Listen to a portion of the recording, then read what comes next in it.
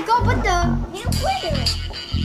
You can't see it or hear it, but Wi-Fi blankets our homes, our cities and our schools. Children today are growing up in a sea of radio frequency microwave radiation that did not exist 5 years ago. Our safety agencies dispute that wireless devices like mobile phones cause harm. I don't think it's good enough to say at the moment that mobile phone use does cause cancer. Cell phones emit pulsed radiation. But some of the world's leading scientists and industry insiders are breaking ranks to warn us of the risks. There is an association between heavy mobile phone use and brain tumours. I've been in the technology industry all my career, and I've seen the tremendous benefits that technology can provide. My concern is nobody can say that it's safe. Do mobile phones cause brain cancer? And is Wi-Fi making us sick?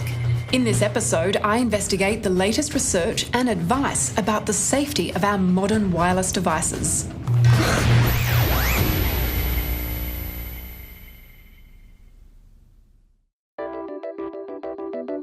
The digital revolution has transformed our lives. Phones, tablets, watches and laptops, all connected to wireless networks. We use these devices to make calls, send texts, write emails, play music, take photos, and even watch TV. In fact, chances are you could be watching this on your wireless device right now. We've gone from the equivalent of the horse and buggy to the jet in about 10 years. The transformation in technology has been without precedence. The devices that are held directly next to the body, the mobile phone, the cordless phone, are the ones we are most concerned about. When US cancer epidemiologist Dr. Devra Davis was first told about the risks of mobile phones, her reaction was predictable disbelief. I said, "What are you talking about? There's no problem. If there were a problem, I would know about it." Because, of course, I was working at the National Academy of Sciences. I was working at the Cancer Institute, a professor of epidemiology at the University of Pittsburgh. And I frankly thought, there's nothing to this. Then, however, I began to look. And the more I looked, the more concerned I became.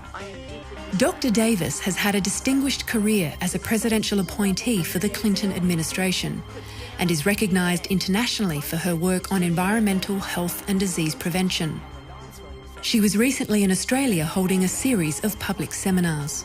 People are assuming everything's fine until we have evidence that we're in the middle of a disaster. Today, there's over 6 billion phone subscriptions worldwide. Many of them smartphones, with apps that frequently receive and transmit electromagnetic signals. In a similar way, the human body has electromagnetic fields.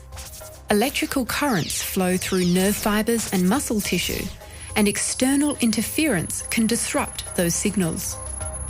Our heart and our brain are electric. We need to understand that exposing our electric body to mobile phone radiation for thousands of minutes a month, for hundreds of hours, over a lifetime, it's going to have a biological effect on you.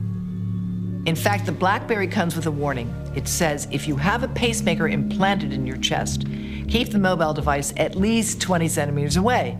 Well, your heart is a pacemaker, whether you have a machine in it or not. So obviously you want to protect your heart and the rest of your body. Finnish radiation biologist Dr. Darius Lazinski is an internationally recognised expert in radiation safety and has been an advisor to the WHO on such matters. He says most people with a smartphone nowadays may be unwittingly breaching the safety limits of their device. Sometimes a person puts cell phone in a pocket which are connected to internet, then safety limits are being breached and this cell phone doesn't comply with safety regulation once it is put in pocket. Phones are manufactured to ensure the radiation they emit can't overheat the body and cause thermal damage. It's called the specific absorption rate. But during testing, the phone is positioned at a distance away from the model body. Therefore, when you place your smartphone in your pocket directly against your body, you may be exceeding the safety standard. In order to comply with safety standards, the cell phone has to be at some distance from body. So it's fair to say that sometimes people would be breaching the safety standard of their mobile phones every day. Yes. That's quite shocking. I don't think people are aware of this information. Because nobody is talking about it, including radiation safety authorities. They simply don't mention it.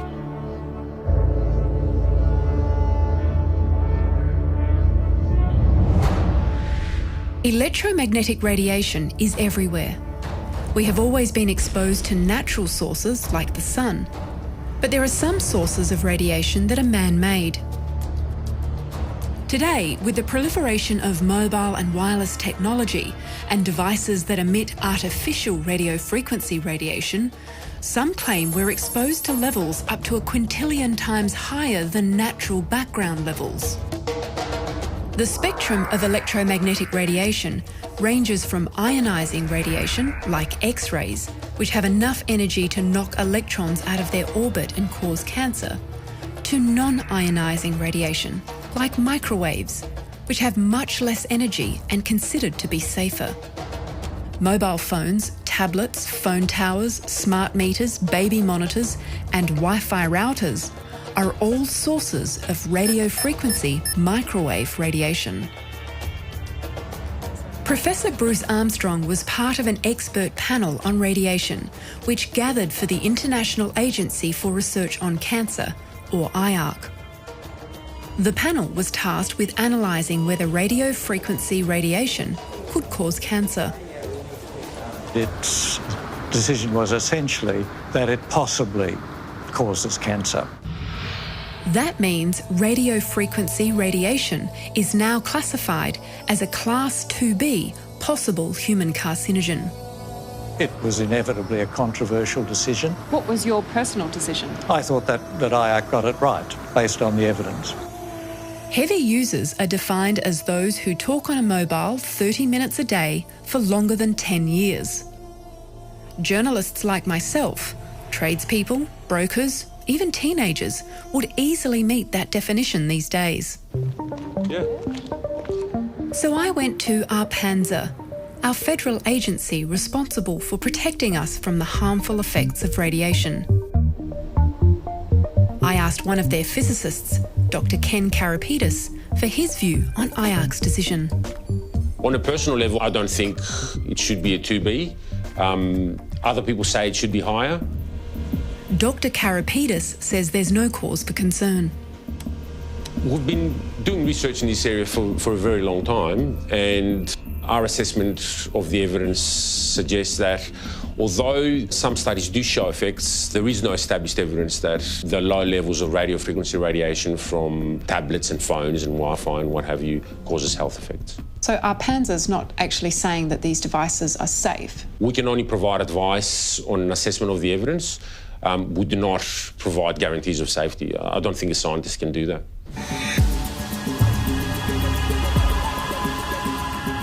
In Ontario is the former head of Microsoft Canada, Frank Clegg. He has gained valuable insight into the machinations of the tech industry. I've been in the technology industry all my career, and I've seen the tremendous benefits that technology can provide. My concern is nobody can say that it's safe. All my industry and all government agencies say is there's no proof of harm. And to my mind, that's not the same as saying it's safe. Mr. Clegg points out the safety standard only protects people from thermal damage that can occur through overheating. But scientists have demonstrated that radiation-emitting devices can cause DNA damage without heating tissue. These are non-thermal effects. Unfortunately, the safety standards in North America and in Australia are based on this theory that's many decades old, that if tissue doesn't get heated, then it can't cause harm. And that's just out of date. And what the biologists tell us, and have shown in many, many experiments, and again, peer-reviewed published papers, that there is damage done at the DNA level, and from a biological standpoint, it's non-thermal radiation can cause and does cause harm to humans.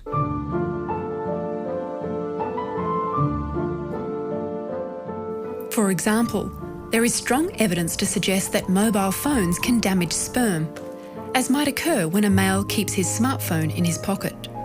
If you take sperm from a healthy man and you put sperm in one test tube which gets no exposure to a mobile phone and the other gets exposure, the mobile phone exposed sperm die faster, have more damage to their mitochondrial DNA, which is the engine that makes the cell run.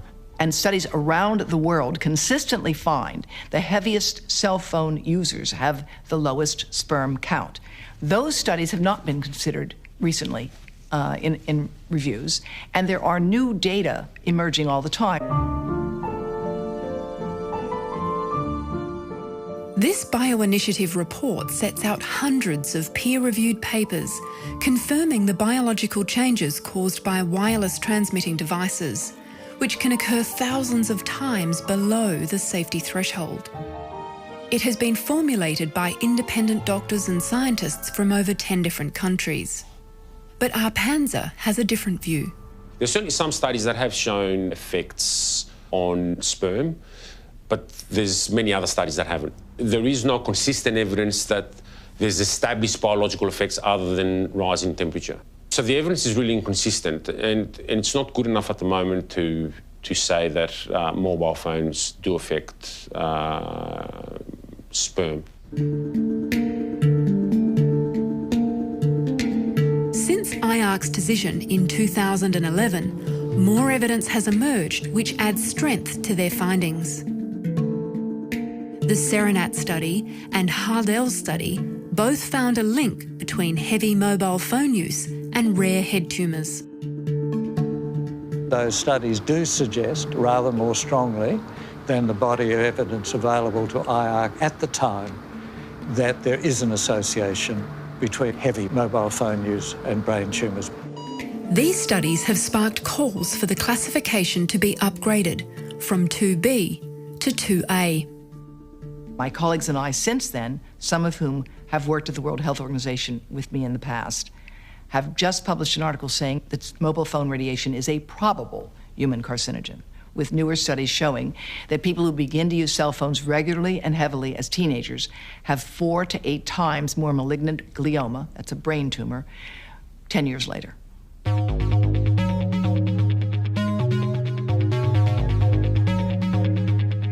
The fear about mobile phones causing brain tumours is not a new debate.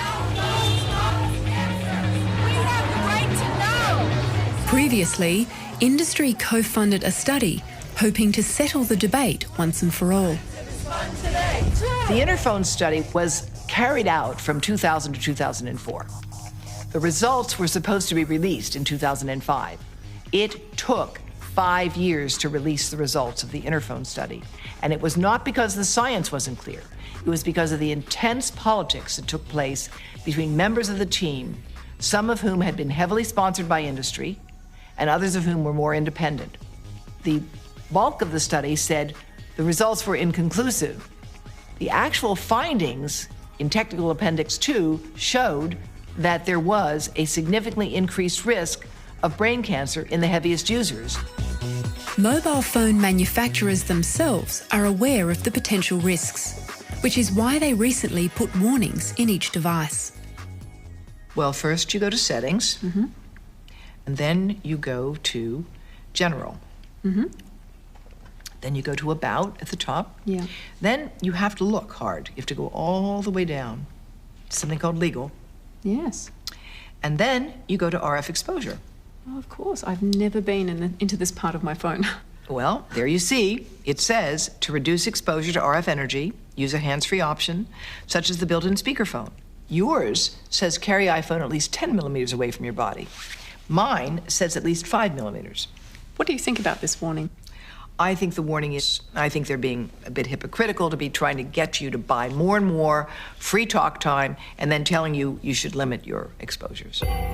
It's not only telco companies who are cautious about potential risks. Insurance giant Lloyd's of London excludes cover for illnesses caused by electromagnetic radiation.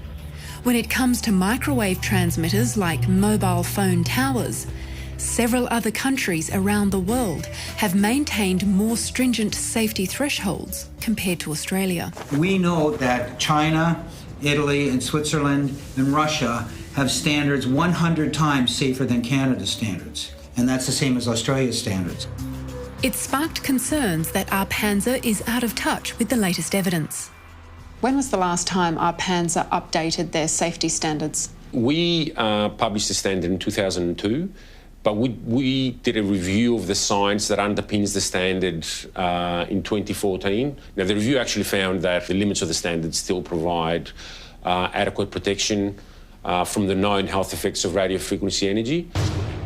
Any government agency, in my opinion, that has done a review in the last 2 or 3 years and hasn't made a significant change to their safety standard has not done a proper, thorough review of the science. And if you think back to what happened in the last decade, the cell phone, the smartphone was launched, right? Wi-Fi was not available 12 years ago. So any government agency that claims that their standards that are a decade old are current is out of date. When it comes to mobile phone risk, ARPANSA quotes brain cancer rates in the Australian population, which they say refutes the idea that mobile phones cause brain cancer. We've looked at the brain tumour rates for the last 30 years. The brain tumour rates have remained quite stable. I confronted Dr. Davis with this data while she was here in Australia. Those who say the lack of increase in brain cancer tells you cell phones are safe don't understand brain cancer. It has a long latency. When the bombs fell at the end of World War II on Japan, we followed every person who survived. 40 years is how long it took for brain cancer to develop after that exposure. Since cell phone use has exponentially increased only in the last 5 to 10 years, Dr. Davis says it's far too early to rule out the possibility that mobile phones are causing a problem in the general population. There is no cause of cancer in the environment that shows up in the general population in 10 years. Not asbestos, not tobacco, not DES, not benzene. None of them shows up in 10 years. So of course we don't see any increase in brain cancer now. There's none expected. Dr. Davis says if you want a more accurate picture of what's happening with brain cancer rates, you have to look more closely at specific groups rather than the general population rates. When you look at specific groups, however, you are seeing an increase in younger brain cancers in certain types in certain locations. Although brain cancer is rare, the latest US figures show a statistically significant increase in malignant and non-malignant brain and spinal cord tumours in adolescents. This doesn't mean it's caused by mobile phones, but it may be a factor. Brain surgeon Charlie Teo recently attended the seminar where Dr. Davis was presenting her evidence. He brought along his surgical team. As a primary care physician at the coalface of patients with brain cancer, I think it's my responsibility to try and look for some potential causes of brain cancer, and if we find any at all, to make the public aware of them. The biggest single exposure that a person gets is through their mobile or cordless phone use. There is some epidemiological evidence of a possible association between prolonged mobile phone use and certain brain tumours. That evidence is not good enough to say mobile phones do cause cancer, but the possibility remains. So there is merit for those that are concerned in reducing your exposure to mobile phone use against the head. And in fact, we'll provide advice in doing that, by using a hands-free kit or putting the phone on speaker mode or various other ways. Now, when it comes to children, there's not enough evidence in this area. So our recommendation is slightly stronger. We do recommend that parents limit their children's mobile phone use. In a statement, the Australian mobile telecommunications industry says there's no evidence of any additional risk to children from mobile phone technologies. But the research relating to children is limited, so the possibility of harm cannot be ruled out. It increases heat shock proteins. It increases reactive oxygen. Dr. Davis's campaign has provoked criticism, but she remains defiant. Are you cherry-picking the data to suit your argument? No, I'm not cherry-picking my work. With respect to mobile phones and brain cancer, the reality is every single well-designed study ever conducted finds an increased risk of brain cancer with the heaviest users. And the range of the risk is between 50% to 8-fold. That's a fact. These are rare brain tumours like malignant glioma. And in children, there's virtually no data available.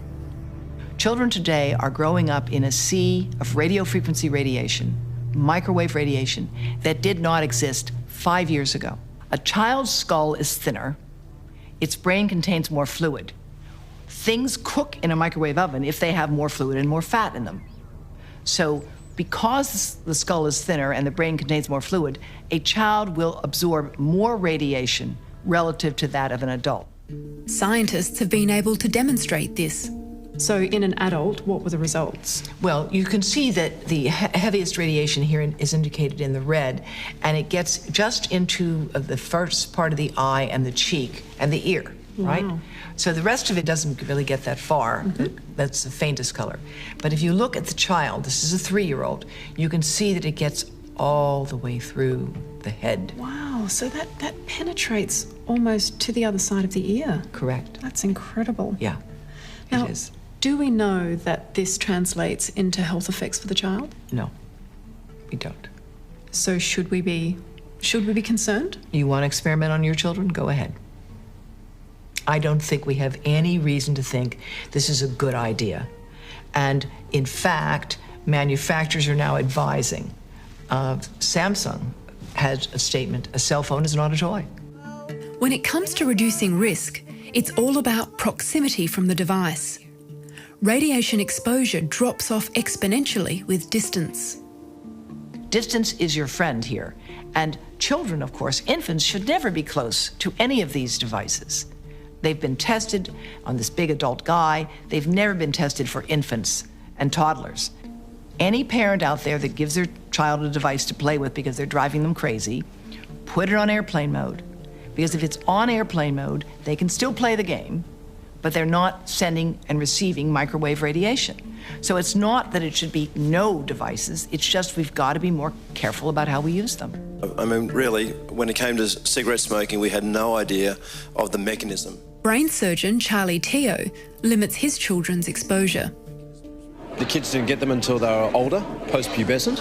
I absolutely forbid them to use it holding up to their head. They've got to put it on speakerphone or use a device. When they go to bed at night, they have to have it at least 1 arm's length away from their head, not to be under the pillow, not to be on the bedside table. One study involving 14 countries is currently assessing whether use of mobile phones at an early age increases the rates of early onset brain tumours in 1,000 young people. The results will be released this year.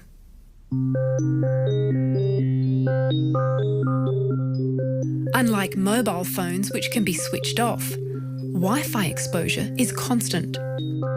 This is the toolbox of the 21st century, okay? The 2008 education revolution under the Rudd government led to the rollout of Wi-Fi routers in public schools across the country.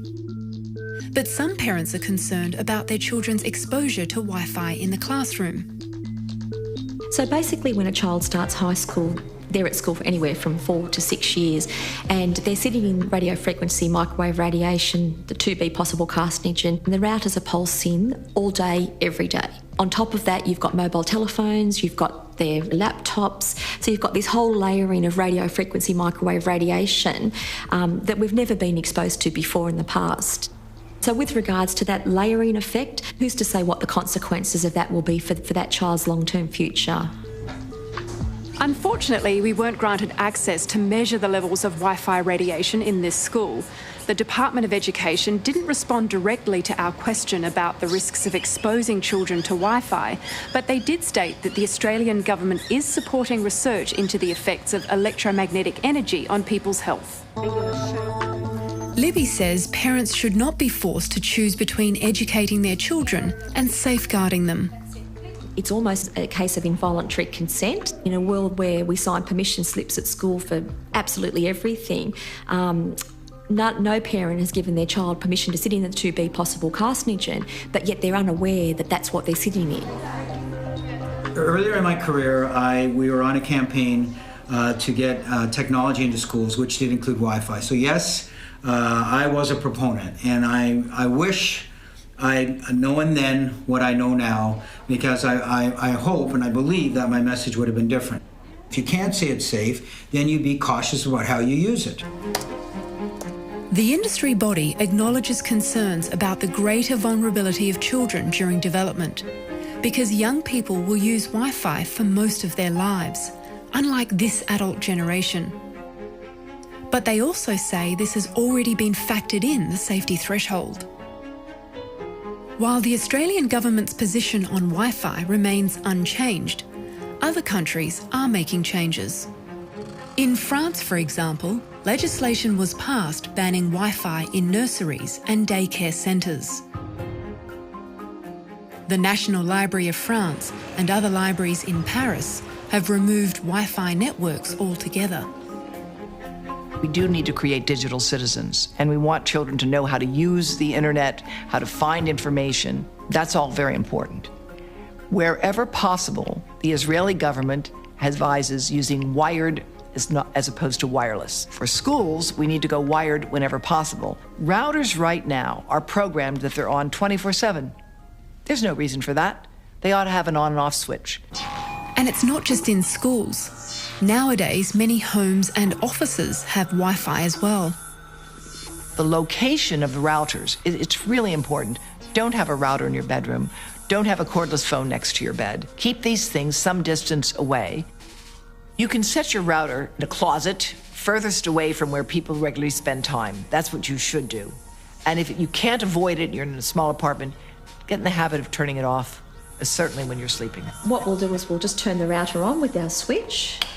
We've basically instituted some simple switches at the high school that would work a little bit just like a light switch, and it's been trialled in several classrooms where if the teacher needs the computer that lesson, they'll basically switch the switch on and the router will start up, and if it's not needed, they'll turn it off. So it's quite simple.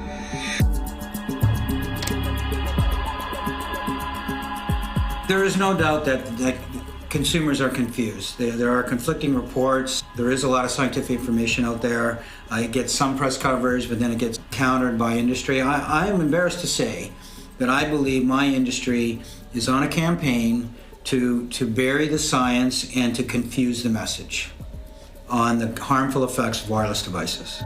Mr. Clegg is concerned there'll be a repeat of the mistakes from the past. You never had a better cigarette. One of the best analogies that I've heard in this scenario is using the tobacco model, where we know that the first science came out showing that smoking cigarettes caused harm back in the 1960s. And the tobacco industry was able to delay legislation, delay the message to the public for decades. Craven Filter, the clean cigarette. I believe that my industry is using that same model and just in obfuscating the science, hiring scientists to cast doubt on the science, confusing government and causing government to be constipated and not passing the legislation that they need to pass. But when we approached the industry body, they objected to the criticism, saying they have open discussions about the scientific evidence on their website and continue to fund research into the health effects of RF radiation. Do you really want to see proof that we've got millions of people with cancer like we did with tobacco and asbestos? Is there any question we should have acted sooner?